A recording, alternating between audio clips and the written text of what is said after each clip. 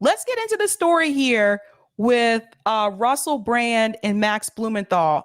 Interesting discussion here. They talked about a couple of issues, but there's one section that they really kind of target, and that's basically leftism, right? Like what's happening with the left? What is the direction? Where are people going?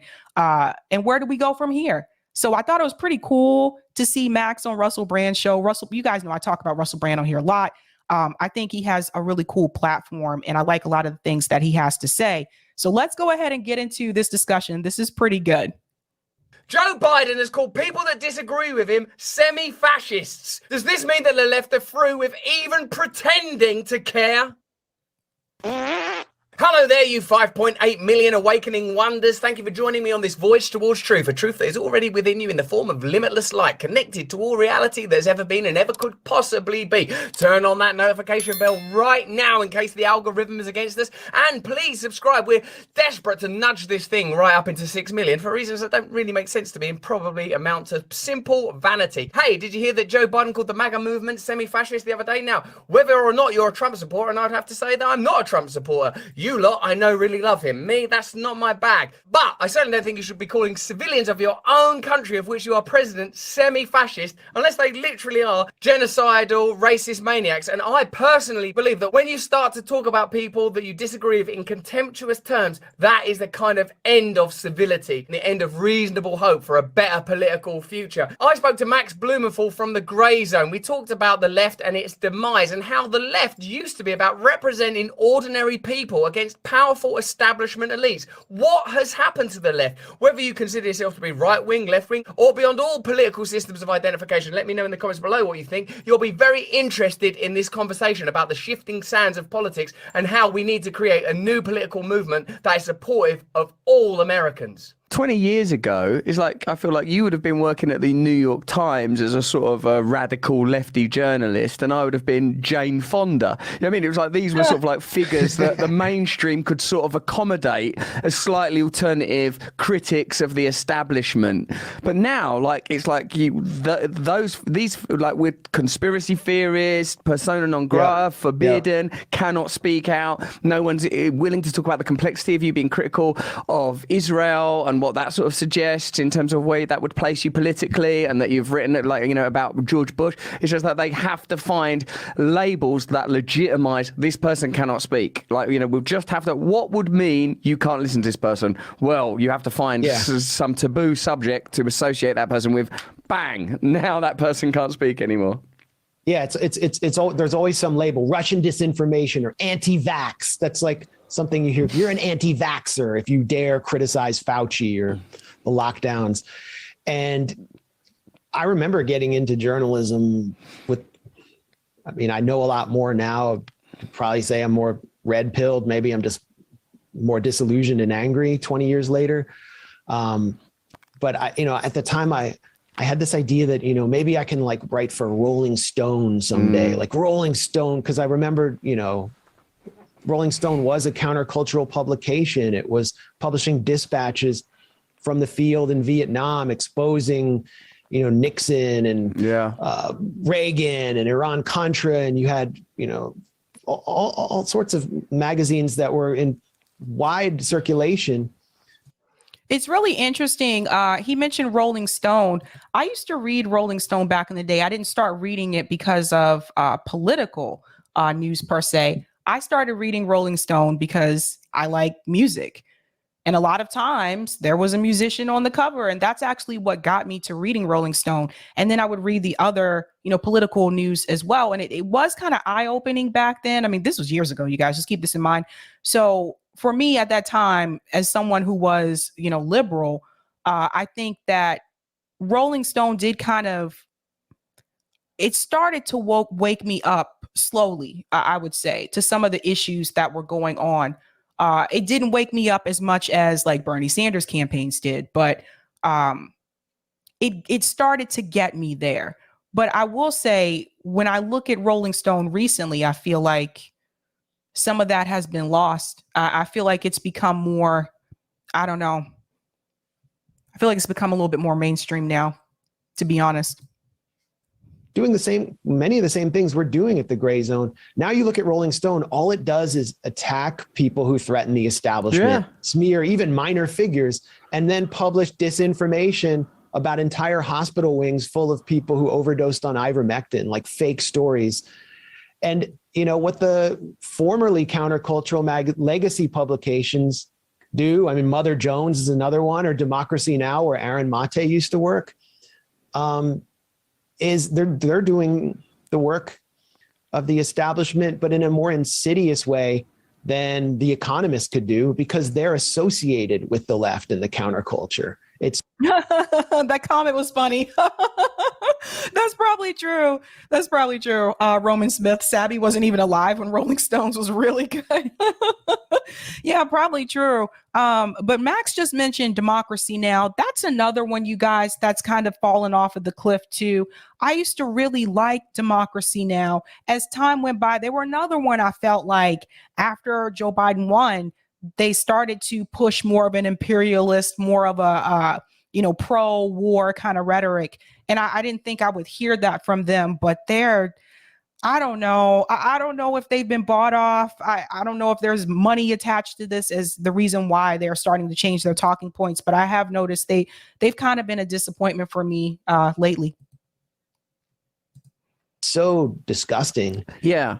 I like what Glenn Greenwald, he's after you'd think that, you're a Pulitzer Prize winning, that's it, hero for life, the Snowden stuff. But now, married to a man. I mean, what do you this is not what a conventional right wing conspiracy theorist looks like. But that's sort of what you I'm sort of astonished that it's happened, and I suppose it comes down to sort of, as you say, ideas around class, metropolitan sort of kind of comfort, when you give the example of the Rolling Stone, it's just, I guess the Rolling Stone, if we were to look into how that's owned, how that's funded, it would become pretty plain that they're not going to start publishing stuff that threatens those interests. And I suppose that's where corporatism and monopolization ultimately create a homogeneity of opinion, because you cannot, now that there is the availability of information, i.e. through the media that you and I are talking through, the potential frankly exists to create global unrest, to create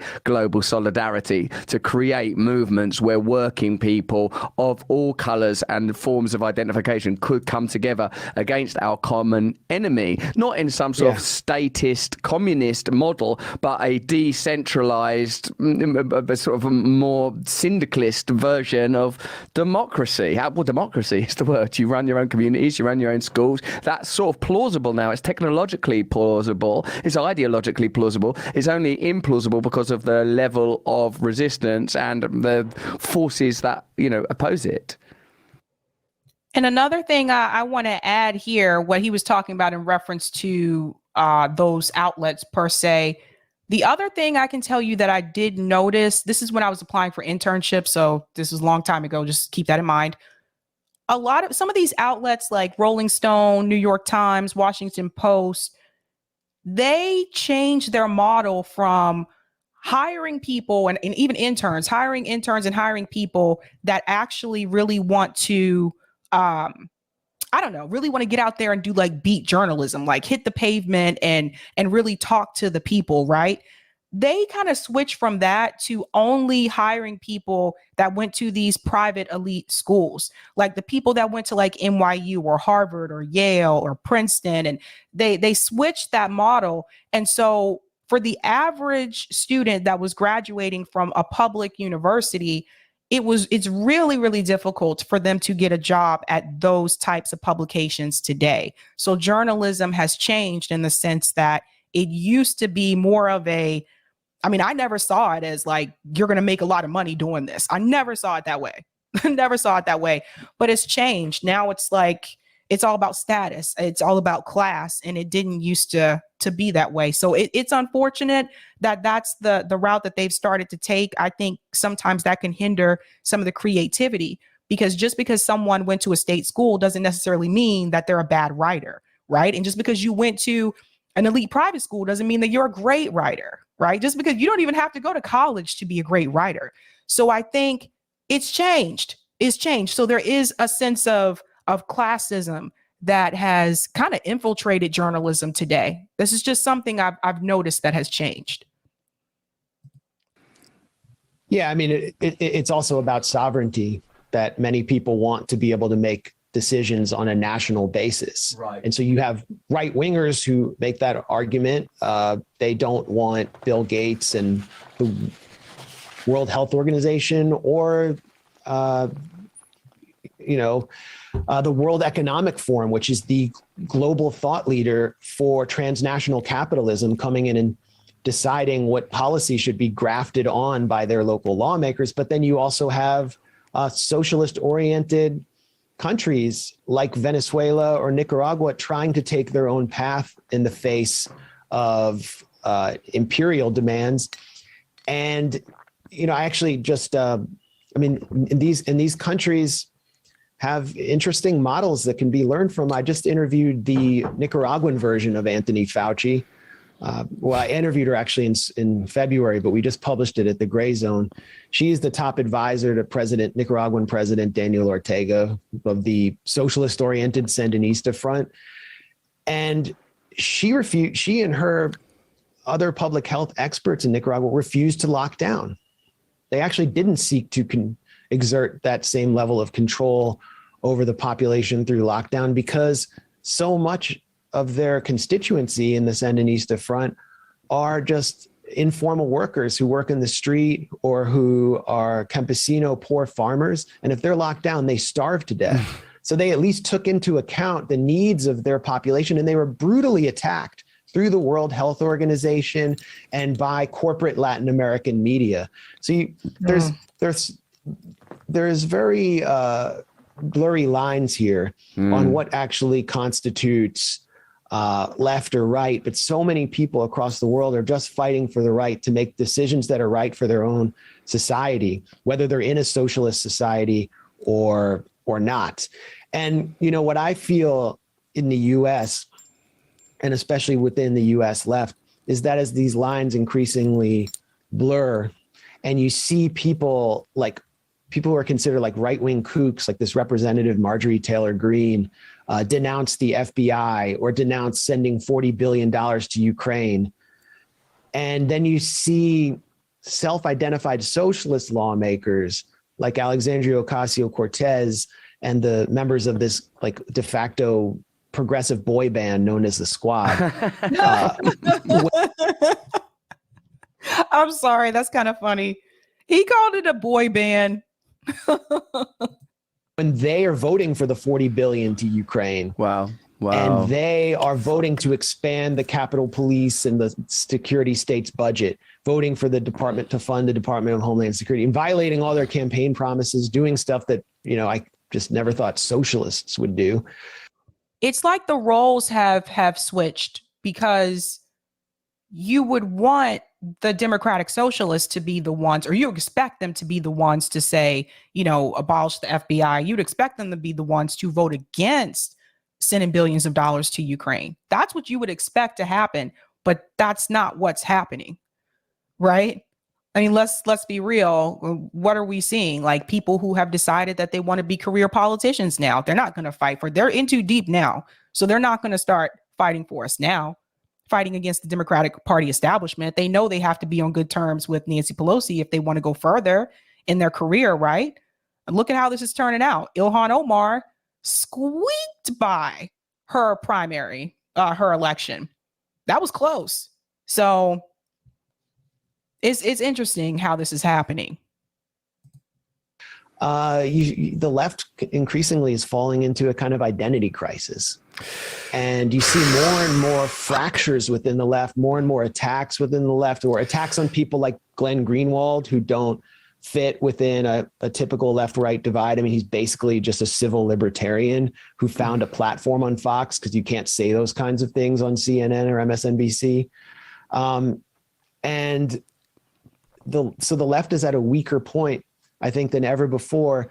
And the impulse to gatekeep becomes stronger when your identity falls into crisis, because you have to tell people who you are. You have to push other people to signal their virtue. And you start to... I just want to chime in here for just a second. I'll go back because I think I cut off a little bit. There's something he said there in reference to identity on the left. And I wonder, and I want to hear you guys' opinion about this. Do you think that maybe the reason the left has an identity crisis right now is because the Democratic Party has co-opted the term progressive? Because now there are politicians in DC that are calling themselves progressive that were not progressive.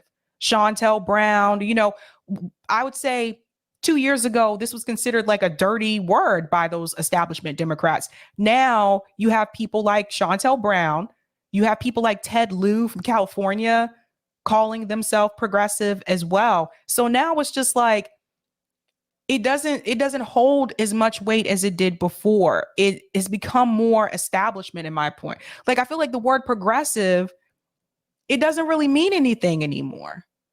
Do you think that's why the left has an identity issue? Or do you think the left has an identity crisis now because this is no longer attached to the Bernie Sanders campaigns and Bernie Sanders left his movement? So now people are kind of scrambling like, well, what do we do now? Let me know. I'd like to hear from you in the chat. Let's go back in. Oh, I think I have to. Whoop-dee. Okay, there we go. And the left is at a weaker point, I think, than ever before.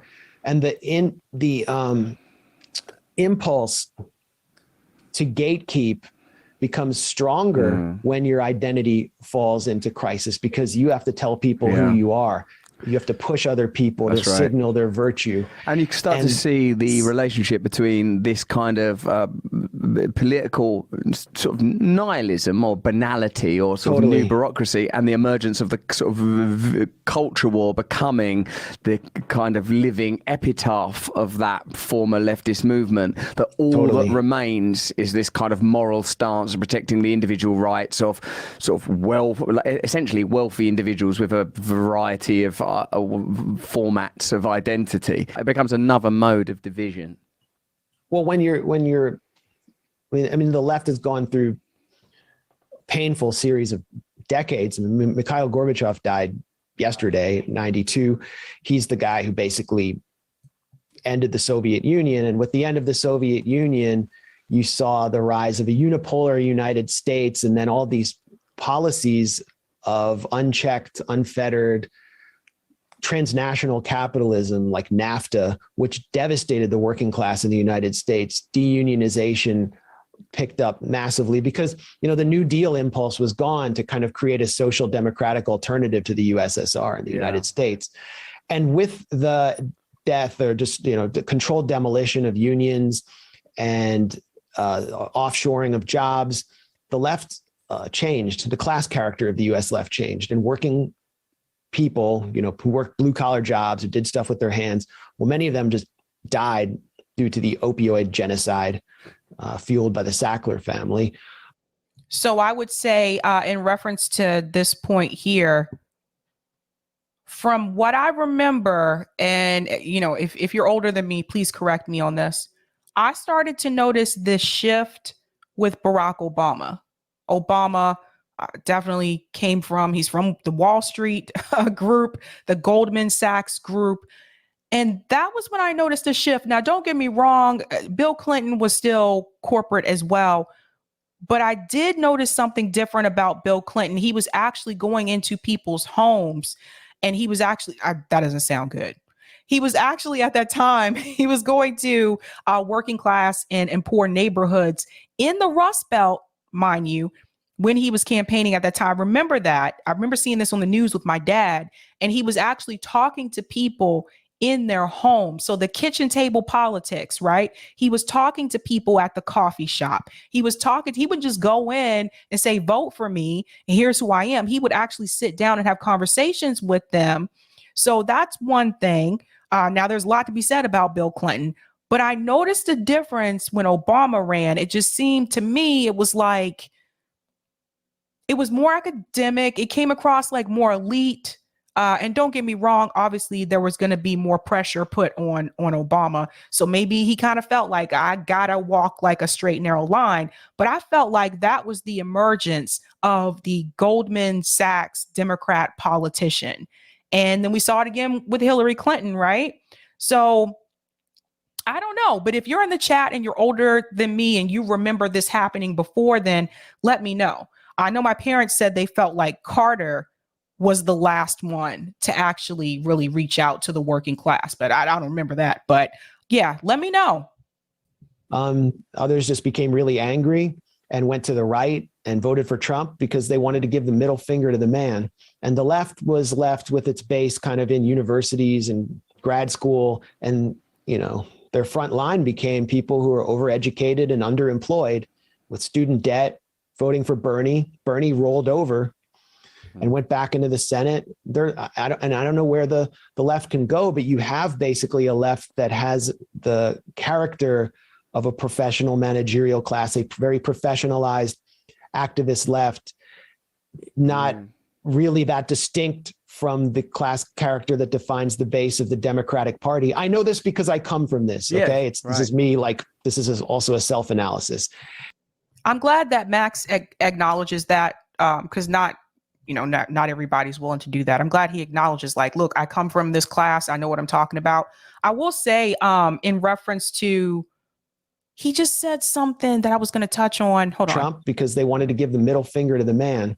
And the left was left with its base kind of in universities and grad school. And, you know, their front line became people who are overeducated and underemployed with student debt, voting for Bernie. Bernie rolled over and went back into the Senate. I don't know where the left can go, but you have basically a left that has the character of a professional managerial class, a very professionalized. That part right there, the PMCs. This is something that, like, so CJ, my comrade on RBN, CJ is really good at talking about the PMCs. He's done multiple shows about this on RBN, and he really tackles this issue. And this is not to say that everyone that is professional managerial class is this way. You know, not everyone is, but sometimes there can be this tendency to sometimes leave out the people who are not PMCs, in the sense that you're talking about issues that you think affect everyone. You're talking about issues that you think that because you may have these issues, that people who are working class and poor may have to deal with those issues too, but that's not necessarily the case. But if you don't interact with people who are a part of those groups, then you don't really know or really understand what their issues may be.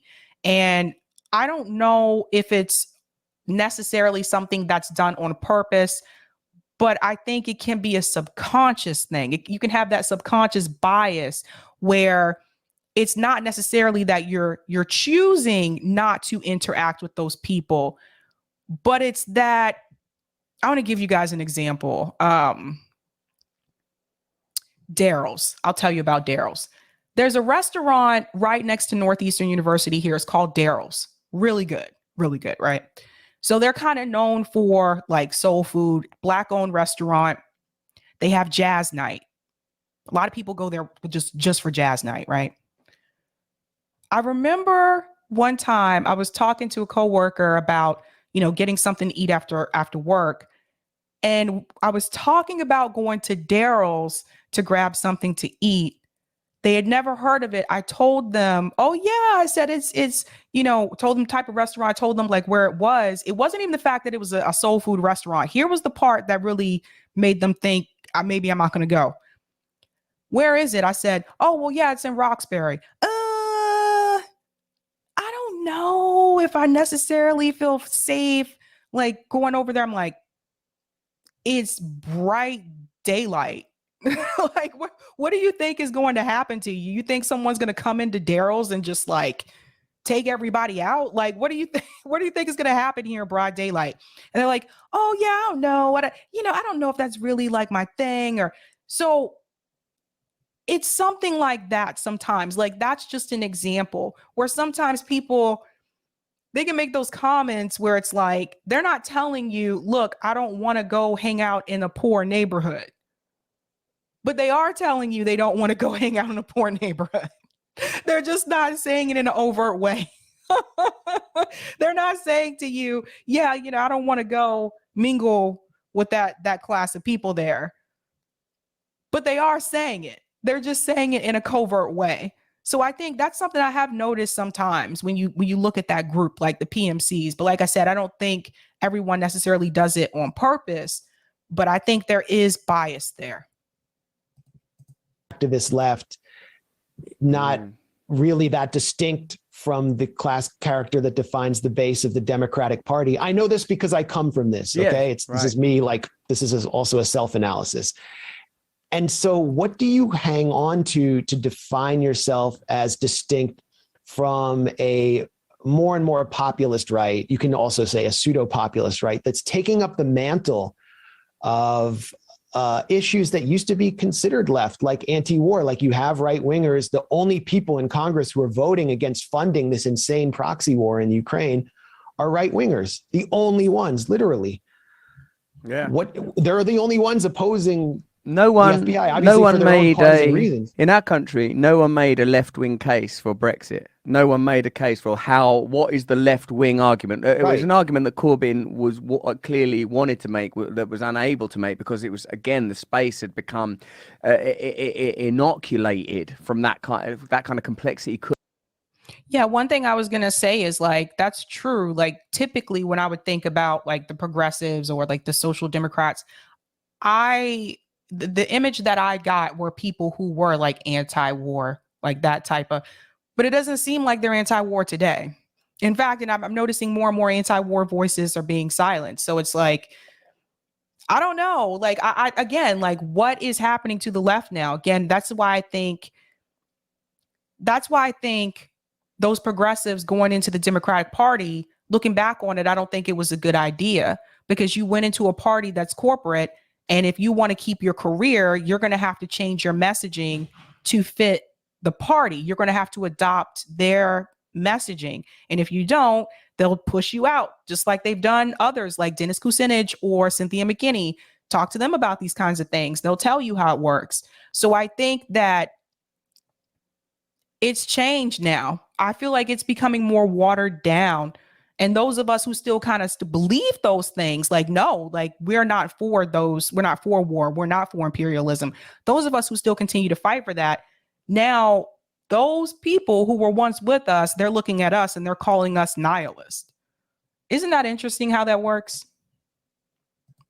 And be permitted, and like the aspect of the left that you have just described was formerly a component of the left, a necessary component, and a professional intelligentsia, bourgeoisie, that in affiliation with the proletariat is gonna create a socialist movement. But as you say, with the extraction of the proletariat and the annihilation of with the abandonment of the working class, what you're left with is a kind of a perverted aspect of the left. And all, like, I spoke to someone the other day, and they said that, he said, I'm as disenchanted with anti-wokeness as I am wokeness. It's not like, that I want to be anti-woke. All of those issues around identity, like, as a person who would have once been traditionally left, these are like really, really important duties of anybody to ensure that people are represented and these conversations are had and people don't feel marginalized or ashamed of who they are, and that the complexity of what it is to be a human is something that continues to evolve and be respected. But the idea that that's